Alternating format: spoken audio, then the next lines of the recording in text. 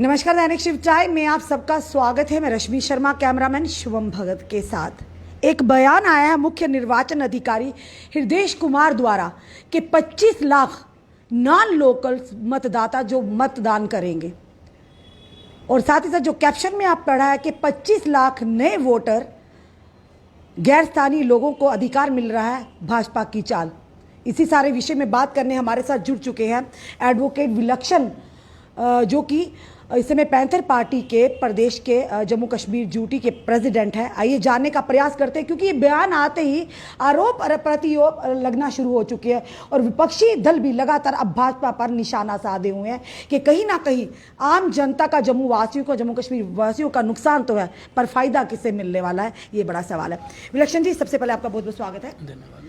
विलक्षण जी, क्या आपत्ति है अगर 25 लाख नए वोटर्स को मतदान करते हैं, अगर मतदाता उनको अधिकार मिलता है, तो इसमें बुराई क्या है?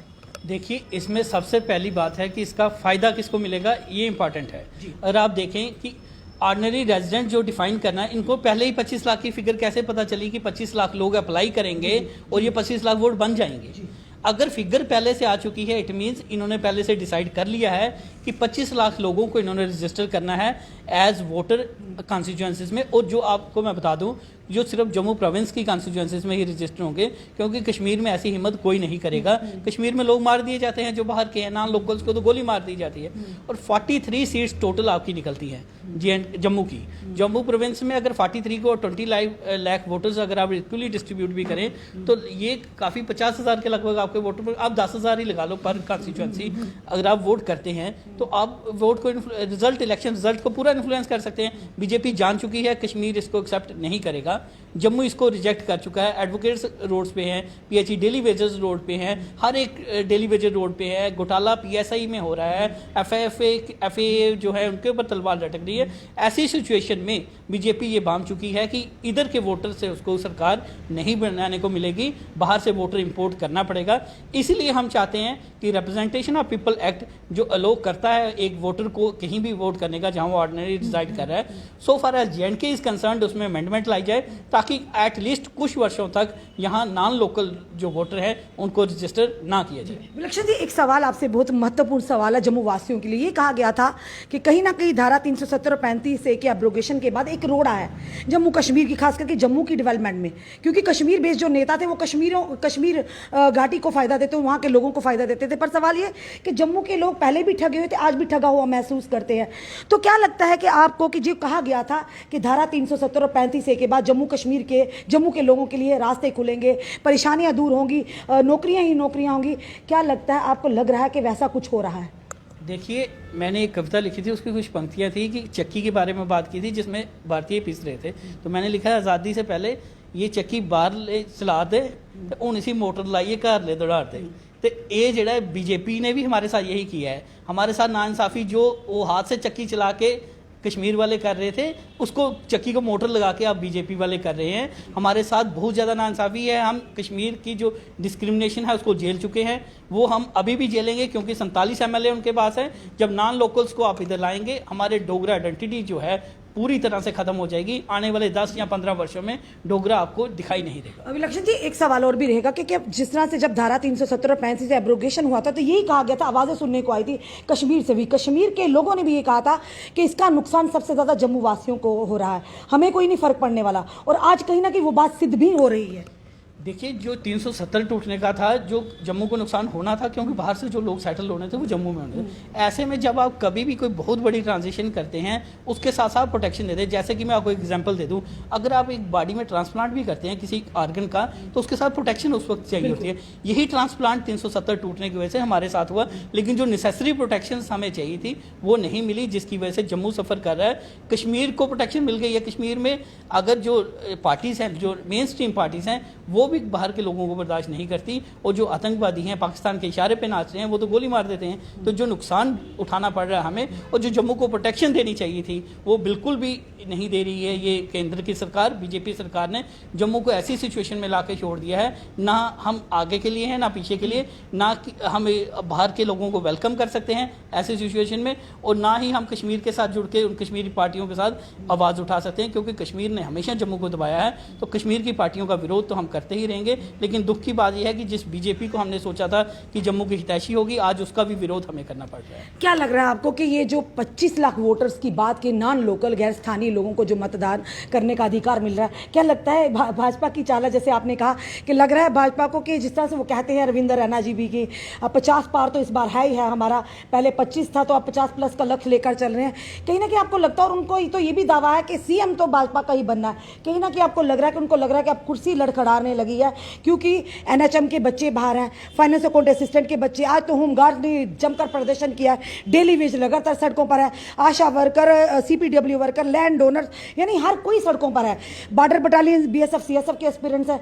अब किस किस का नाम लें, जो कि नरेगा एमजी नरेगा वाले जो भाजपा हेडक्वार्टर के बाहर बैठे हुए हैं, एसपीओ हमारे हैं, किन किन का नाम ले? क्या लगता है कि जिस तरह से नाराजगी लोगों में जताई जा रही है, अब लग रहा है कि भाजपा को कहीं ना कहीं कुर्सी अब लड़खड़ाएगी, मुश्किल है हमारा सीएम बनना, तभी 2.5 लाख वोटर्स को यहाँ पर मतदान देने का अधिकार मिला है। देखिए, मुश्किल नहीं है, संभव है। ये भाजपा जान चुकी है कि इसके लिए सरकार बनाना असंभव है, क्योंकि कश्मीर ने इसको बिल्कुल एक्सेप्ट नहीं किया है। और जम्मू के लोग, आप जैसे आपने सब गिना दिया ऑलमोस्ट, कि सारे के सारे सड़कों पे है। जिन लोगों के साथ नाइंसाफी हुई है, वो क्या बीजेपी को दोबारा गवर्नमेंट में लाने की गलती करेंगे? ऐसी सिचुएशन में इलेक्शन रिजल्ट्स को अपने फेवर में करने के लिए, क्योंकि बीजेपी का एक ही मकसद है, सरकार बनाओ, चाहे बाय हुक चाहे बाय क्रुक, चाहे एमएलए खरीद के बनाओ, तो चाहे इलेक्शन से पहले जो दूसरी पार्टियों के लीडरों को जबरदस्ती झूठे केसेस में फंसा के जाओ, उनका एक ही एजेंडा है, सरकार बनानी है। अब सरकार बनाने का जब कोई चारा उनको नहीं दिखा, तो ये उन्होंने रिप्रेजेंटेशन ऑफ पीपल एक्ट का मिसयूज करने की सोची और बाहर से 25 लाख वोटर लाने की सोची। इसमें इन्होंने दो साधे हैं निशाने एक तीर के साथ। एक तो उन्होंने बाहर से 25 लाख लाएंगे, और दूसरा जो कश्मीर को एक इमोशनल वोट दे दिया इन्होंने कार्ड खेलने के लिए, कि वो विरोध कर रहे हैं। देखिए, जहां उनको पता है कि एक भी वोटर रजिस्टर नहीं होगा, कश्मीर की पार्टी विरोध कर रही है, क्योंकि उनको इमोशनली उधर से वोट खींचना है। और ये भाजपा क्या कहेगी, कश्मीर की पार्टी सब एक साथ हो गई है, सब एक साथ हैं, सब एक साथ हैं, जबकि उनको पता है कि एक भी वोटर रजिस्टर नहीं होगा। ये इसी से लगता है ये फिक्स्ड मैच है बीजेपी और कश्मीर की पार्टीज के बीच में, कि आप इमोशनल कार्ड खेल के उधर से आइए, हम इमोशनल कार्ड खेल के जम्मू से आएंगे, तो हम ये कहेंगे देखो कि भारतीयों का विरोध कर रहे हैं, ये एंटी नेशनल है, ये भारतीयों का विरोध नहीं है, ये अपनी आइडेंटिटी को बचाने का प्रश्न है। क्योंकि देखा जाए हमारा जम्मू कश्मीर डुग्गर प्रदेश है, तो कहीं ना कहीं आपको नहीं लगा कि आए दिन के आप देखते जा रहे हैं, लुप्त होती जा रही है हमारी जो आइडेंटिटी है, हमारी जो संस्कृति है, हमारा जो डुग्गर प्रदेश का पूरा ट्रेडिशन है, वो कहीं ना कहीं लुप्त होता जा रहा है। क्योंकि बड़े बड़े दावे तो भाजपा के नेता भी करते हैं, जो डुग्गर प्रदेश है जहाँ पर उनका ऑफिस है, पीछे महाराजा हरि सिंह जी की तस्वीर भी लगाई हुई है, छुट्टी तो वो दे नहीं पा रहे, छुट्टी में भी इतना विलम्ब कर रहे हैं, पर उन्हीं के नाम पर ये राजनीति खेलते, लोगों को परेशान करते, बेवकूफ़ बनाते हैं। तो आज वही डोगरा आइडेंटिटी अगर खतरे में है, तो क्यों नहीं इनकी आवाज मुंह से कुछ निकल रहा है? देखिए, कश्मीर को खुश रखना सेंटर की पार्टियों की मजबूरी है, क्योंकि कश्मीर इंटरनेशनल इशू बन चुका है। जब इधर जो ये वही भाजपा ना जो कहती थी कश्मीरी जम्मू पर हावी है, इनके आगे रोड़ा है, इनको तो 25 आज कैसे इनको जो 25 एमएलए मिले, इसी वजह से मिले। इन्होंने कहा बाप बेटी की सरकार, बाप बेटे की सरकार कह के, परिवारवाद कह के इन्होंने सरकार ली।